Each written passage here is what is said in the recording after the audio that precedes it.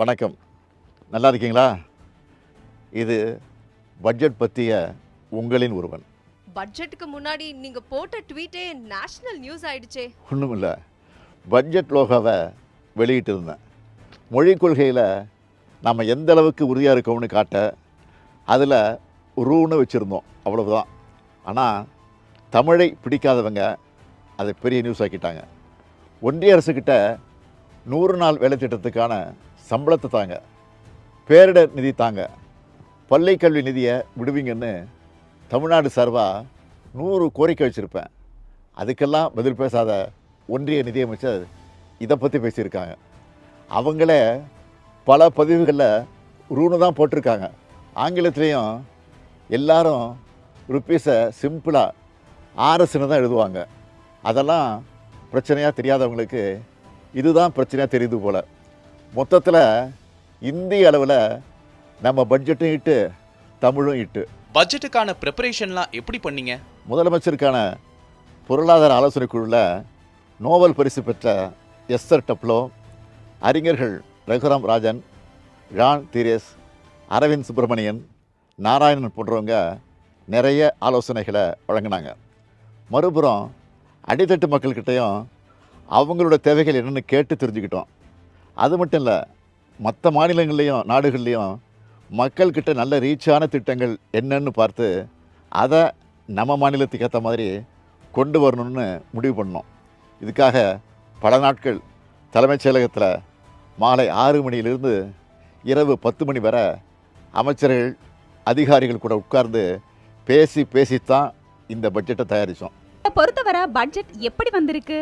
நான் சொல்கிறத விட இந்தியா முழுக்க வெளிவந்திருக்கக்கூடிய நாளிதழ்களில் என்ன சொல்லியிருக்குன்னு பாருங்கள். இந்த இந்தியன் எக்ஸ்பிரஸ் பத்திரிக்கையில் தலைப்புச் செய்தியாக போட்டிருக்கிறாங்க, பட்ஜெட் தட் கவுண்ட்ஸ் ஆல் அப்படின்னு போட்டு ஒரு கோலத்தை போட்டு கார்ட்டூனில் எல்லா திட்டங்களும் கொண்டு வந்து சேர்த்து அதில் வெளிப்படுத்தியிருக்கிறாங்க. டைம்ஸ் ஆஃப் இந்தியாவில் அதாவது to checkmate opposition next year, Tamil Nadu finance minister moves infra welfare பீசஸ்னு தலைப்பில், அதாவது எதிர்க்கட்சிகளுடைய அரசியல் குற்றச்சாட்டுக்களை செக்மேட் செஞ்சுருக்கு இந்த பட்ஜெட்னு எழுதியிருக்கு. இது இந்து நாளிதழில் மாநிலத்தினுடைய வளர்ச்சிக்கு வழிவகுக்கும் முக்கிய துறைகளுக்கு கிடைத்த வெற்றியை இந்த பட்ஜெட்னு எழுதியிருக்கு.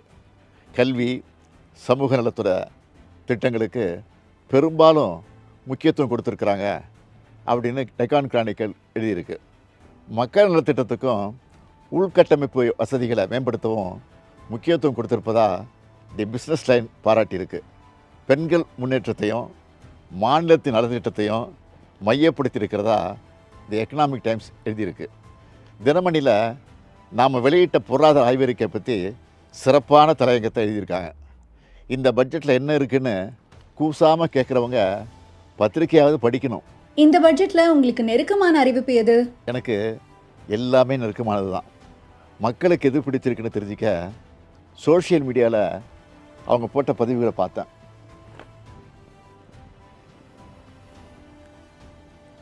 ஸ்கர்லட் பெம்னல் என்ற ட்விட்டர் ஐடி பெண்கள் பாதிப்புக்குள்ளாகிற கருப்பை வாய் புற்றுநோய்க்கான தடுப்புக்கான மருந்தை அரசே இலவசமாக தரணும்னு என்னை டேக் பண்ணியிருந்தாங்க. இந்த திட்டத்தை செயல்படுத்த நினச்சிருந்தோம். இப்போ இந்த பட்ஜெட்டில் அதுக்கான அறிவிப்பை வெளியிட்டிருக்கிறோம். அது மட்டும் இல்லை, டாக்டர் நிகிதா மேஹரா என்பவரும் ஃபென்டாஸ்டிக் நியூஸ்னு சொல்லி நன்றி தெரிவிச்சிருக்கிறாங்க. அதே போல் தெலுங்கானாவில் போக்குவரத்தை ஒழுங்குபடுத்துகிற பணிகளில் திருநங்கைகளுக்கு வாய்ப்பளிக்க போகிறதா ஒரு செய்தியை பார்த்தேன். தமிழ்நாட்டிலையும் இப்படி செயல்படுத்தலாம்னு முடிவெடுத்தோம். அதன்படி ஊர்காவல் படையில் திருநங்கைகளையும் ஈடுபடுத்துகிற அறிவிப்புக்கு பெரிய வரவேற்பு கிடைச்சிருக்கு.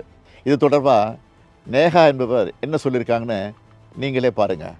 இந்த சமூகத்துல கல்வி நிச்சயமா மிகப்பெரிய ஆயுதம். ஆனா அது விளிம்புநிலை சமூகமான திருநர் மக்களுக்கு கிடைக்கிறதுல நிறைய பிரச்சனைகள் இருக்கு. வாழ்வாதாரம் இருக்கக்கூடிய மற்ற பிரச்சனைகள்லாம் எதிர்த்து நிறைய திருநர் மக்களால உயர்கல்வி படிக்க முடியாம போகுது. அதுக்காக எல்லாருக்கும் எல்லாம் திட்டம், புதுமை பெண், தமிழ் புதல்வன் அப்படிங்கிற திட்டத்துக்கு கீழ மாசம் 1000 ரூபாய் ஊக்குவிக்கும் வகையில தமிழ்நாடு அரசு கொடுக்க போகுது. அது மட்டும் இல்லாம வாழ்வாதாரத்தை மேம்படுத்த வகையில இன்னொரு திட்டமும் திருவிழா காலங்களில் கூட்ட நெரிசல்களை கட்டுப்படுத்துறதுக்கும் போக்குவரத்து மேலாண்மைகளுக்கும் ஊர்காவல் படையில திருநர் மக்களை ஈடுபடுத்த வைக்கிறது. எல்லா ஊர்காவல் படையினர் மாதிரியும் மதிப்பூதியம், சீருடை, உயரிய பயிற்சிகள் அப்படின்னு சொல்லிட்டு செயல்படுத்த அரசு இந்த எல்லாருக்கும் எல்லாம் திட்டத்திலையும் சொல்லியிருக்காங்க அப்படிங்கிறது இன்னொரு மிகப்பெரிய சந்தோஷமான விஷயம். கொஞ்ச நாளைக்கு முன்னாடி விருதுநகர் போனப்போ அரசு காப்பகத்தில் இருக்கக்கூடிய பெற்றோரை இழந்த குழந்தைகளுக்கு ஸ்வீட் வாங்கிட்டு போனேன். காப்பகங்களில் இருக்கவங்கள நாம் பார்த்துக்கிறோம், மற்ற குழந்தைகளுக்கு ஏதாவது பண்ணணும்னு தோணுச்சு. அப்படி உருவானது தான் தாயும் மாணவர் திட்டம். இதை பார்த்து டாக்டர் சென் பாலன் என்பவர் என்ன சொல்லியிருக்காரு பாருங்கள். நான் கட்டும் வரி பணம் இப்படி பயன்படுத்தப்படும் எனில் இதைவிட வேறு பெருமை என்ன உள்ளது. ஆதரவற்ற முதியோருக்காக அன்புச்சோலை திட்டத்தை அறிவித்தோம். இதுக்கு மக்கள் என்ன மாதிரி ரியாக்ட் பண்ணியிருக்காங்கன்னு பாருங்கள். பொதுமக்கள் மட்டும் இல்லை, ஆனந்த் சீனிவாசன், பிரபாகர், சோமவல்லியப்பன் போன்ற பொருளாதார வல்லுநர்களும் என்ன சொல்லியிருக்காங்கன்னா, எல்லா மாவட்டத்துக்கும் ஒரு திட்டத்தை அனௌன்ஸ் பண்ணியிருக்கிறார். ஃபஸ்ட்டு டிஃப்ரென்ஸ் என்னென்னு நான் பார்க்குறதுல, போன எலெக்ஷன் நீங்கள் பார்த்தீங்கன்னா கொங்கு மண்டலத்தில் திமுக ரொம்ப பெருசாக பண்ணலை. ஆனால் இப்போ நீங்கள் மோடி அரசாங்கத்தை பார்த்தீங்கன்னா யாரெல்லாம் எங்களுக்கு சப்போர்ட் பண்ணலையோ அவங்கள நாங்கள் கண்டுக்கவே மாட்டோம். தமிழ்நாட்டை பற்றி நாங்கள் ஒரு வார்த்தை கூட பேசலை. தமிழ்நாடு எந்த ஸ்டேட்டெல்லாம் அவங்களுக்கு ஓட்டு போடலையோ அவங்கள பேசலை. ஆனால் இவங்க அதையும் பேசியிருக்காங்க. கோயம்புத்தூரில் இந்த மெட்ரோ ப்ராஜெக்டை பற்றி பேசியிருக்காங்க, அந்த ஏரியாவுக்கான வளர்ச்சி திட்டங்களை பற்றி பேசியிருக்கிறாங்க. ஸோ எனக்கு ஓட்டு போட்டியா ஓட்டு போடலையாங்கிற ஒரு டிஃப்ரென்ஸ் இல்லாமல் பேசியிருக்கிறாங்க. அதே போல் செக்டார்ஸ் என்று பார்த்தால் தொழில்துறை, விவசாயம், மனிதர்கள் என்று பார்த்தா பெண்கள், மாணவர்கள், மாற்றுத்திறனாளிகள், பெற்றோரை இழந்த பிள்ளைகள், அது மாதிரி பலவித ஜியாகிரபின்னு பார்த்தா தமிழகத்தில் இருக்கிற பல்வேறு ஊர்களுடைய பெயர்களும் நாம் தமிழ்நாடு உச்சரிக்கப்படவில்லை என்று சொன்னதன் காரணமாகவோ என்னவோ இங்கே தமிழ்நாட்டில் இருக்கிற எல்லா பெயர்களையும் இந்த பட்ஜெட்டில் கேட்டது போல இருந்தது. இது ஒவ்வொரு ஊரையும் சொல்லி அங்கே ஒரு தொழிற்சாலை, ஒரு ஜவுளி பூங்கா, ஒரு இந்த பூங்கா என்று சொன்னதெல்லாம் பார்த்தால் இது ஒரு பரவலாக ஒரு பேலன்ஸ்டு பொருளாதார விதிகளுக்கு உட்பட்ட அதே சமயங்களில் நீங்கள் பார்த்தீங்கன்னா அகழ்வாராய்ச்சிக்கும் ஒரு முக்கியத்துவம் கொடுக்குறாங்க, அதே மாதிரி செமிகண்டக்டருக்கும் ஒரு முக்கியத்துவம் கொடுக்குறாங்க, ஒரு புத்தாக்கத்திற்கும் கொடுக்கிறார்கள், எம்ப்ளாய்மெண்ட் அதிகமாக்கக்கூடிய ஒரு காலனி தொழிற்சாலைகளுக்கு முக்கியத்துவம் இருக்கிறது, அதிக டெக்னாலஜி இருக்கக்கூடிய தொழிற்சாலைகளுக்கு முக்கியத்துவம் இருக்குது. அதனால நான் நினைப்பது இது ஒரு நல்ல ஹோம்ஒர்க் பண்ணப்பட்ட பட்ஜெட்.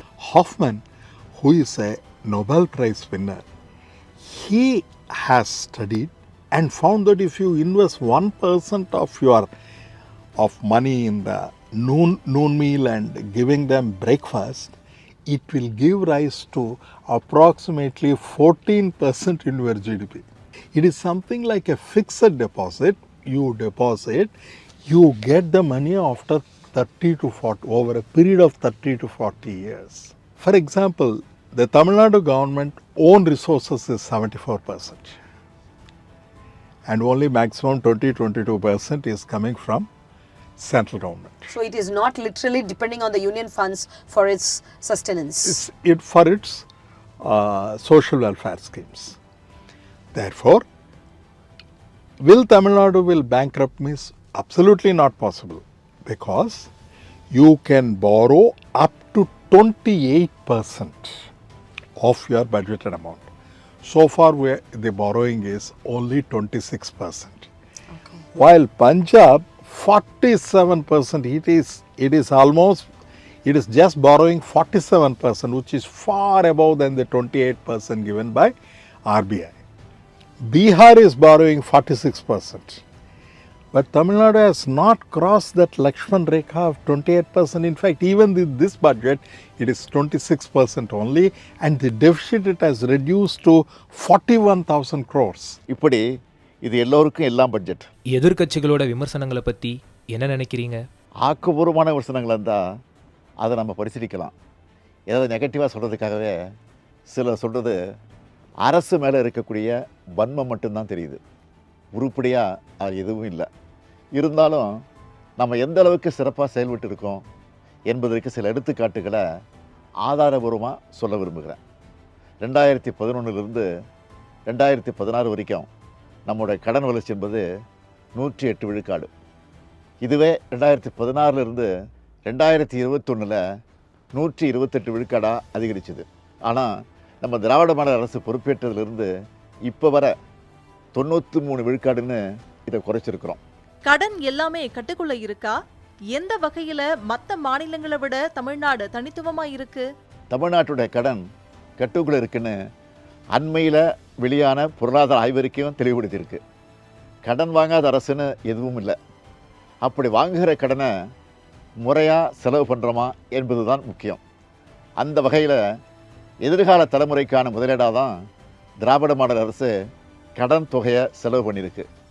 அதனால தான் எதிர்க்கட்சிகளோட அர்த்தமற்ற விமர்சனத்தை வல்லுநர்களும் நாளேடுகளின் தலையங்கங்களுமே தவறுன்னு ஆணித்தரமாக சொல்லிட்டாங்க. பட்ஜெட் முடிஞ்சிச்சு, அடுத்ததா என்ன பிளான்? இப்போ அறிவித்ததெல்லாம் உரிய காலத்தில் நடைமுறைப்படுத்த அமைச்சர்களை அதிகாரிகளை முடுக்கி விடுறது தான் உடனடியாக என்னுடைய அடுத்த வேலை.